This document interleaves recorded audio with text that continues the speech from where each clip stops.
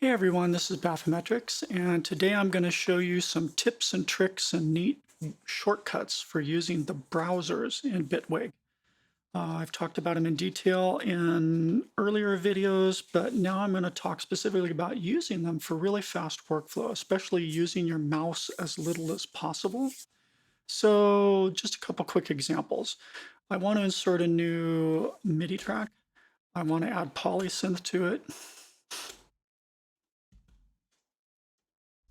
I want to change the preset on polysynth.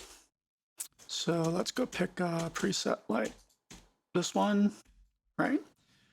Maybe now I want to also insert a note effects in front of it. So let's pick something like note echo. And then I also want to add a preset to note echo. So here's 4 presets for note echo. Let's put ping pong ball on, right? Let's go create a new audio track.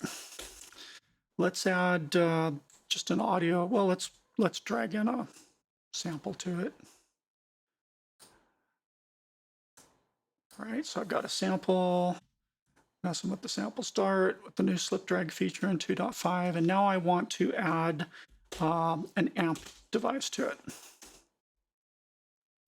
Then I want to put a preset on the amp device. So, well, let's leave the amp device at its default. Let's put in let's put an EQ5 after the amp device. And then I want to put a preset on the EQ5. So I make sure EQ5 is highlighted. I open up my presets folder, and I don't want to pick from any of the presets. I want to pick from my presets. So I'm going to filter it to my stuff, which is Baffo, and there's a preset I sometimes use in the EQ5.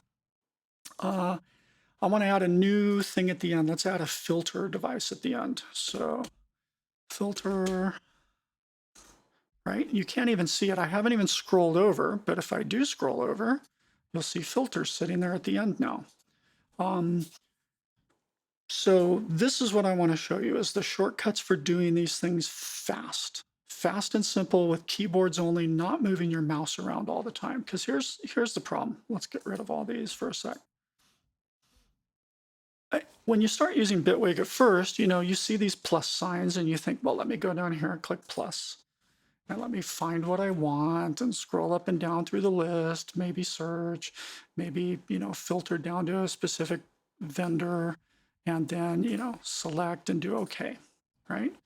Or maybe you come over here and you use this browser and you come over and you scroll up and down. Let's see, I'm currently filtered to Bitwig stuff. Scroll up and down, find what you want, drag it in, right? Like we did in Ableton. You always were dragging things in from Ableton. So it's a little cumbersome and slow to have to use your mouse all the time. I mean, you're up here editing, right? You're doing stuff in the screen, you're moving clips around, you're copying, pasting, duping, your focus and your visual is up here, but you decide at some point while you're, doing a duping task, and then you say, well, crap, you know what? I need an EQ on this. So you drag your cursor all the way down here and click this and add an EQ, okay? And it's slow. So keyboard shortcuts, one thing Bitwig is just amazing about is speeding up your workflow with keyboard shortcuts because they have all of these amazing shortcuts. And it's really easy to figure out what's what and find things. I mean, you can search by keywords like focus your window. Here, let's expand all these out with Shift left click. Here's all the focus shortcuts. You can assign your own. You can reassign existing ones. Maybe you don't know what it's called. Maybe you just know that you assigned a shortcut like Shift B to something and you want to see what Shift B is. You can search over here by just typing the actual key combination, or what is I, or what is Enter, right? Really quick, powerful shortcut assignment feature, way, way, way more powerful than Ableton. So if you understand what to do, you can have that kind of very fast browser-specific inserting of devices and presets down here, regardless of what type of track you're working with. You can find, enter, do, boom, without having to move your mouse away from where you're working. It doesn't even matter if you're down in an editor view, right? Like if I'm down here and I'm working in this event or clip, and I want to go add a device to it again, I can just, with the shortcut key, come back here, bring up my browser, search for something like, oh gosh, I don't know, audio receiver. So let's look for all my receivers.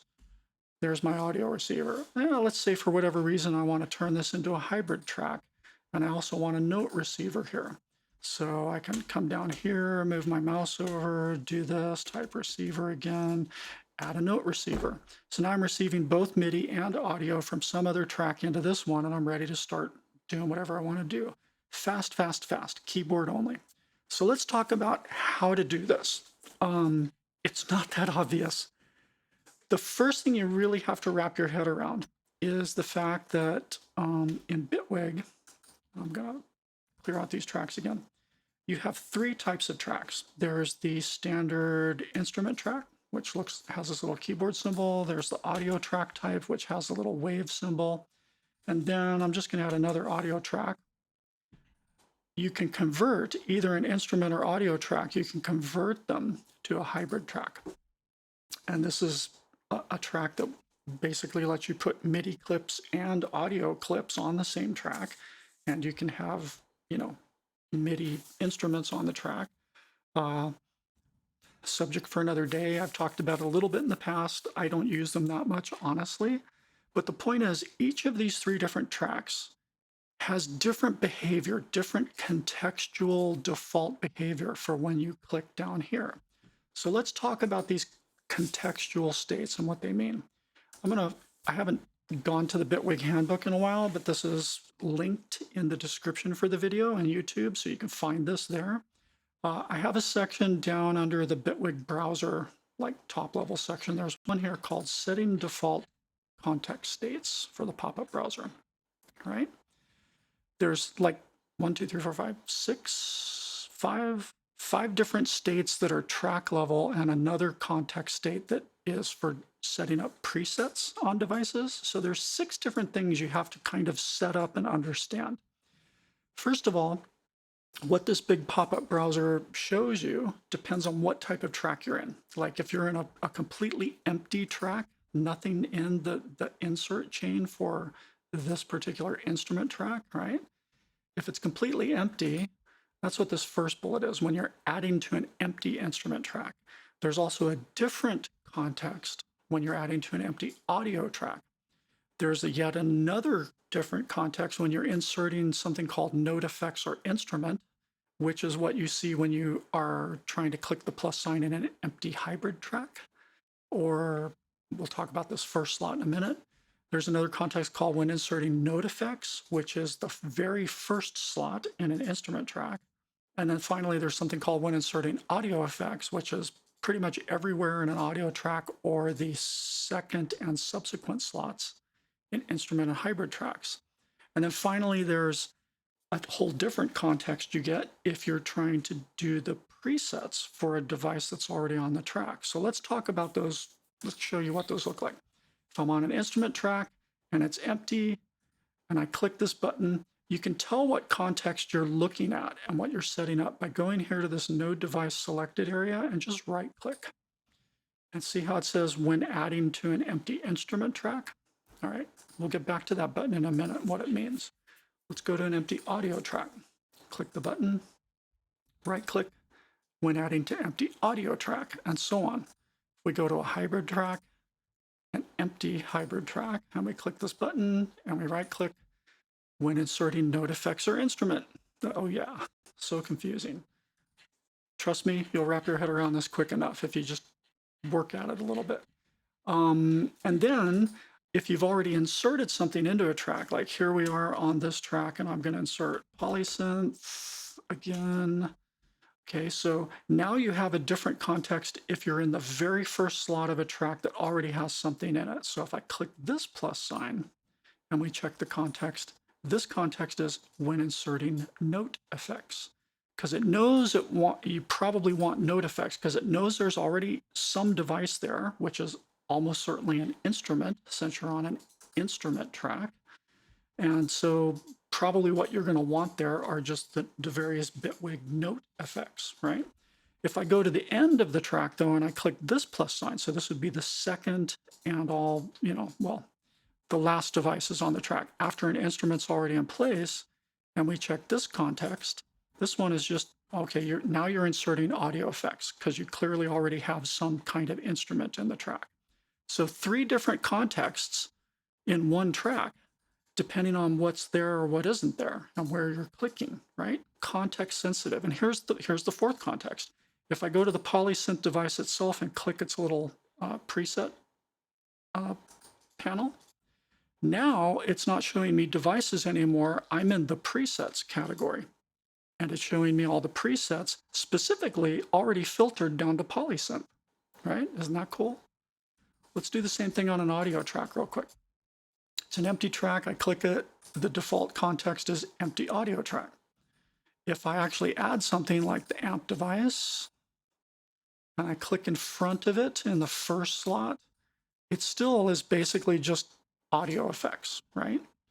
And then if I click after the first device in the chain and subsequent devices, and I right click here, it's audio effects. So it just basically says, well, I'm on an audio track, so everything you want in any slot is going to be audio effects. And again, if you click the device itself and click the folder, you get already automatically filtered to all of the available presets for the amp device, okay? And so on and so forth. So we could go down the line on this, but that's enough to show you the basic ideas. You have to understand these contexts. And the reason you have to understand them is now we're going to set them up. We're going to set it up so that searches always find pretty much everything, and things work in a more useful way. So the way you set up these contexts is start with all 3 track types, right? Get them all laid out here. Go to your empty instrument track. And before you do anything else, set these filters. Probably by default, it's filtered already to just instruments, which you might like. I don't. I don't like that. Because sometimes there are things that are instrument-like that aren't specifically tagged and categorized with metadata as an instrument, like scalar here. Yeah, scalar's here. There's been some things I've gone looking for that weren't in the instrument type. If you want to keep this filter, fine, but my specific approach to all of these is I always make sure I'm looking at any device type, any file type, everything, all, any, and that's how I set up my devices tab. Now then, you still have to go and check your presets tab. And again, here, I like to go any, everything straight across the top, any. For multi-samples, I like everything, and any. For samples, I like to see everything, but by default, this is probably expanded and showing you only the Bitwig crap. And I like to just keep this first layer collapsed so I can see my sample lib or some of the other like native instruments expansion libraries, because they've all got samples in them I might be interested in, right? So I set these filters up this way, and then finally I come to music. And for myself, if I'm ever going to this tab for any reason, it's because I want wave reference tracks that I use when referencing. So I have a smart collection of different types of my music that I occasionally use somehow, and my reference waves is the one that's selected by default. So all my filters for an empty instrument track, I come through and I set it up one time. Then I come down here and I right click and I click the button that says remember selected filters when adding to an empty instrument track, okay? So that's the pattern, and you got to go through this in every context. So let's add an instrument like polysynth, because I like to just search for my instrument names. I don't necessarily scroll up and down lists. Now I've got polysynth here, so now I have to check that. Remember, it's a different context in front of an instrument and yet a third context behind an instrument. So we're going to go set each one of those up the same way. I click the context in front, and in this case, I like the default that Bitwig has. I almost always would want to put node effects here. So I leave this first devices panel like it is. Over in the presets panel, I leave it filtered to node effects, and then everything across the top. Multi-samples probably aren't relevant, but I set them up to basically show me all the multi-samples. Same deal with all the samples, and I collapse this automatically expanded package because it'll remember that too, that it's collapsed. And then for my music tab, again, if I ever, for some reason, go here, I just always want to see my reference waves. So that's my filter there. And then once you've got all these set up the way you want it, right click and see it's a different context. So you need to save and remember the selected filters for this context. And then we do the same exercise over here, which is a different context, right? After an instrument, I almost always want audio effects. I don't want Bitwig filtering me down to audio effects because sometimes I might want other stuff. So I just say any, everything, set up all these other tabs accordingly and so on. And then right click and say save it when inserting audio effects. Okay. So then we've set those three contexts up for an instrument track. You're going to go through that same exercise on an empty audio track. Set up the context for when you are inserting to an empty audio track.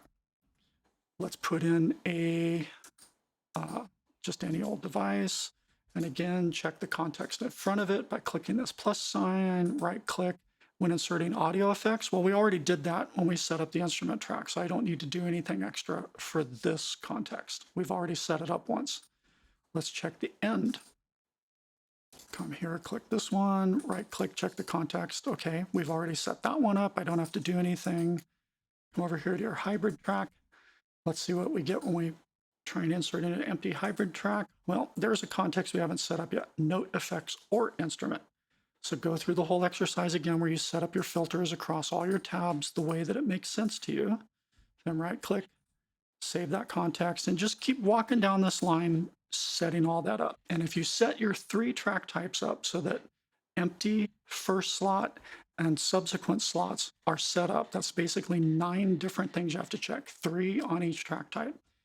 That's going to take care of what happens when you're trying to use preset browser. Is it'll basically use the same top level filters as everything else. And about the only thing it'll filter to automatically is, well, I know I'm looking at an instrument, or I know I'm looking at an audio effects, or in the case of note effects, if I insert note effects in front here, like note echo, right? And then I click this thing to see the presets. It's showing me note effects presets specifically for the note echo device. So you don't have to mess with the presets folder. Get the track set up right, and then the presets will all work right too. And you'll be able to search the way you want. So that's the trick for setting these up. Now, for the shortcut keys, you're not going to be able to do everything you saw me do by default. You're going to have to set up some custom shortcuts to do that. And I'm just going to briefly explain what those are. Get rid of all this crap again. We'll start out with an empty audio track again. So the shortcuts you need are going to be, let me just go grab a sample. By the way, you may be wondering, if I use the pop-up browser so much from shortcuts, right? When do I use this, and what do I use the regular browser panel for? The answer is, I use the browser panel for things that I typically drag into an arrangement, right? Or something I'm going to really carefully look through and then drag. I use for inserting devices and presets down here, I always use the pop-up browser these days. It took me a while to get to this, but I finally got to this point. So I tend to keep my browser panel here if it's visible at all, because a lot of times I'll just turn it off or get it out of the way, or I'll be working in a different panel like, you know, Studio IO, so I can mono on and off, right? But a lot of times I just keep my real estate open over here. But if I use this browser, it's usually to search my own sample library, and I'll do a lot of drilling in manually with the mouse to find something I want, you know, some sample library I know I have, and start digging through it. So that's typically how I use this browser, is for dragging in specific samples to my timeline, or dragging, you know, looking through my very carefully made multi-samples, because I have lots of them. And depending on what I'm doing, you know, I'll just want to drag them in and let them get automatically set up in the sampler as a big old multi-sample, right? So that's the way I tend to use this browser, is for the stuff you drag, the things you go digging around in, you know, like okay, my wave reference tracks. Well, which reference track do I want? And I'll scroll up and down. I'll go, yeah, let me use this reference track. And then I'll drag that in somewhere to my timeline, and then off we go, right? So that's how I tend to use this browser, is it's just for the stuff I really dig around in and then drag into the project. And I do tend to use this one mostly with my mouse now. So the shortcut keys you need to make the pop-up browser stuff, the work I was explaining. I have another section in my book, the Bitwig Handbook. It's this section here called My Custom Bitwig Shortcuts, right here near the top. And the three that you want to set up, they're kind of not obvious. One of them is in the general section of shortcuts, and it's called insert from library. And I put this little thing here in parentheses to add my own bit that it's the pop-up browser. I wish they just called it the pop-up browser, but it's this one here in shortcuts. Let's just collapse all these for you. Shift click. What did I say it was? General. It's in the general section. So we pop open general. Tons of stuff here, but it's this one called insert from library. Okay. By default, it's mapped to the insert key, but I think of it as the browser. So I remapped the key B to that. So B is my shortcut for the pop-up browser. By default, this B shortcut is assigned to, by default, it's assigned to focus the browser panel, which is this right-hand browser. But I just flipped it around and I made B be my pop-up browser, that insert from library, and then I remapped the browser panel over here to just Shift B because that wasn't used by anything. So that's what's going on there. The next shortcut key you're probably going to want to map. One for insert from library. And then you're going to need one for this thing called focus track header area. And that's in the panel management section. So again, you can go to, let's collapse them all. Panel management, focus track header area is the very first one at the top. I mapped it to T for track. And again, this is a remap behavior because by default, Bitwig wants your T key to do this. Wants you to expand and collapse the tracks from the single line format to the tall format. So I just basically remapped that one shortcut to be T, and I mapped this behavior to Shift T because that works okay for my brain. So when you set up those two shortcuts, you're pretty much, everything else is already assigned. And the only other useful thing that you need to know about is in this section called useful key combos or gestures. Let me add that there. Bitwig calls them gestures in the manual. These three bullets at the bottom are your other tricks. So by default, insert is the one that opens the big pop-up browser window, but I added the B shortcut to it. But these other two bullets, down arrow and control right and control left, these do things like moving you from the search field to the list of results for the search. And then if you're in the results field, tabbing back and forth through all the top categories. So let's explain how this works in practice. Let's say I have a sample and I'm working in a sample. And get over here. Okay, let's zoom in on that sample. All right. So I'm working in a sample. That's a terrible sample. Let's find a frickin' drum beat. Let's see, drum loop. All right, let's just grab that one and put it in. Something with some waveforms we can see. So let's say I'm working in a waveform. I'm here in the clip. Slip editing, lining things up, chopping, doing all kinds of stuff, right? My focus is up here, my brain and my eyeballs are up here, my cursor's up here. I don't want to be moving down here to insert things. But let's say at some point I want to insert an EQ, right? So the first thing I do is press my T key and watch what happens right over here when I press T. See how it lit up And now the track header area is selected. All right, so you have to be in the track header area. This needs to be where your focus is. And a nice thing about the T key is it also allows you to use your up and down arrows to jump to different tracks real quick and review what's on them. But you make sure you're on the track you want, and then you press your shortcut key for the pop-up browser or insert from library, which is B. That brings up the pop-up browser for that track's insert chain, right? And then by default, my cursor is already in the search field, so I could start searching for EQ. And now you can see the search results over here are filtering down. And now here's that gesture. Just use your down arrow to jump from the search field over here into the search results and start selecting down through them. So down arrow once, down arrow again. Now I've got the EQ5 and you press enter to lock it in. Okay. Let's say I want to do that again. The whole trick again is to be on the track. Make sure your track header area is focused. I press T, I make sure I'm seeing bright colors up here. I know I'm on the track. And anything I insert now is going to go to the end. See how it automatically goes in, after the stuff that's already in the insert track. So I can search for filter, go find filter, and insert it. Now filters in the track. Okay, it's as simple as that. Now, let's say the next thing you want to do is set up presets for any of these devices.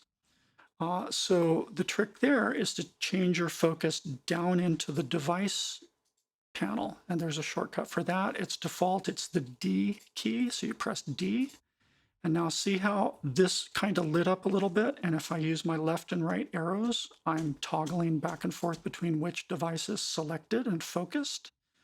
And so let's say I want to add a preset to this filter device. I just make sure it's got the little light focus color on it.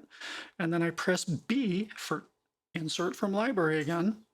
But this time it's as if I clicked the little folder for presets. And you can see by default, it's showing me all the available presets specifically for the filter device right here. Okay. So I can again use my down arrow, find a preset, hit enter to lock it in. And now that's a different preset. Let's do the same thing for EQ5. I just make sure, again, I can press D to make sure I'm down in the device pane. I'm using left and right arrow keys to go back and forth. Let's set up a preset on my EQ5. So it's selected. I press B to open my insert from library shortcut. Again, it's showing me presets specifically for the EQ5 device. I can see there's quite a few creators that have made presets for them. Let's say I want my own preset. So I just start typing. I'm still in the search field. That's where my focus is. I start typing bathymetrics, B-A-P-H, until I basically just see my name as the only one left in the creator field. I've already filtered on the creator column. Now I can just down arrow to grab my peak wiggler and lock it in. Simple as that. And let's say, oh shit, I didn't want to use that one. I want to use a preset from polarity, right? So again, my highlight's already on this device. I can just press B again. And this time, see how I'm up in the search field again by default? Well, let me just highlight over that and start typing POL instead. And now I'm seeing the one and only preset that I have by polarity. Down arrow to it. Now I've locked in polarity's preset. Okay, it's as simple as that. Let's add a new MIDI track, instrument track. Okay, I want to add polysynth to this. So I just make sure I press T, so that I'm highlighted over here, right? Press B and type poly, and then found the polysynth, down arrow, and enter to lock it in. Let's say I want to create another instrument track with serum. Let's say I started with a MIDI clip of some sort. Clips, clips, clips. Let's grab some random thing out of the MIDI lib. Let's get rid of that search result. Let's go grab some stupid. Oh, Jesus. I turned that off. I'm so sorry, people. The fuck are you turning off for?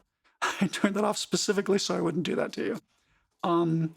Let's just say I have some MIDI clip, right? And now I want to, and okay, of course, when you drag in a MIDI clip by default, Bitwig very helpfully sets it up as a polysynth. Well, I don't want polysynth, I want serum. So how can we do that? Again, I press D to make sure I'm down in my device chain. There's only one device, so it's already selected. I press B. I start typing serum, right? And I say, wait, there's no serum because it's trying to give me a preset, right? Well, I can fix that. Let me just backspace until it starts showing me some kind of results here. Down arrow into the results, and here's the other shortcut. I'm going to do Control left arrow to go to devices. Then I'm going to press S to go back to the search field and keep typing serum. And sure enough, there's serum. And now I've replaced polysynth with serum. So I snuck this one in on you. Let's talk about the control arrows and the S key, because those are two other gestures or shortcuts that you're going to want to use. So the basic idea is that if you're in any browser for any reason, like, I've highlighted the track, I bring my pop-up browser, I'm somewhere down in my list of results, but I want to search. I want to refine my search or something, right? It's just the S key by default, your S. So if I press S, my focus jumps over into the search field. And now I can search for the specific thing I want. Like, oh, I know it's an isotope plugin, but I don't know which one. So let me just start searching for isotope, right? It filters down to all the isotopes over here, and then I can come over and down arrow and start walking through this. Or maybe even I see it as soon as I start typing isotope. So I just keep going isotope, stutter, because I want stutter edit, right? And then I only have to down arrow one time. And now I've got that device, okay? So S is useful for jumping from your search results back over into your search field. If for any reason you want to search or refine your search, like let's say I decide, no, I don't want stutter edit, that's not what I wanted. Just press S, go back and say, what I really wanted was tonal balance control, right? So you just keep pressing S to jump back here as you need to, and either, highlight or backspace or do whatever you need to do to keep constantly refining your search. Maybe I want a sound toys plugin. Sound toys, yeah. Sound toys all one string. So I just start typing the first part of sound toys, and now here's all my sound toys plugins ready to just down arrow into, go find what I want, press enter, lock it in. Okay. So the last thing other than the search field, and of course Echo Boy takes a while to load, is the categories. So let's go back to polysynth because that's got a lot of things in it. If we open up the browser, you can see in a context-sensitive way, it thinks since I was on the device, it thinks I want to do presets. But let's say I don't want presets. Let's say I want to replace this device. So the trick here is this control left and right arrow won't work if you're in the search field. It only works if your highlight, if your selection is in the search results. All right. And the idea here is let's do something. Let's decide bass. Okay. I'm looking for a synth called Bassmaster. I want to replace polysynth with Bassmaster. So I open up this thing and I start typing bass. And then I go, well, it's not a preset, it's a device. And you can see that it found some device that starts with the name bass, right? But I don't want to have to go over here with my mouse and click this to see it, right? So instead, now that I've searched for bass, I'll just drop down into my search results for a minute and then use Control left arrow to jump across to the devices tab. Or I could use right arrow to go through samples or multi-samples. You just Control arrow back and forth through your search results. And then when you see the thing you want, let go of your Control key, down arrow into Bassmaster, and now I've replaced polysynth with Bassmaster. Okay, so hopefully this has been helpful. Wrap your head around this, experiment with it, and suddenly you'll be like twice as fast editing and inserting things and replacing things and finding presets, because this whole doing it with the mouse is just way too slow. Bitwig lets you do it super fast with shortcuts. It's not that many shortcuts to remember, not that many gestures to remember. So good luck with this. See you next time.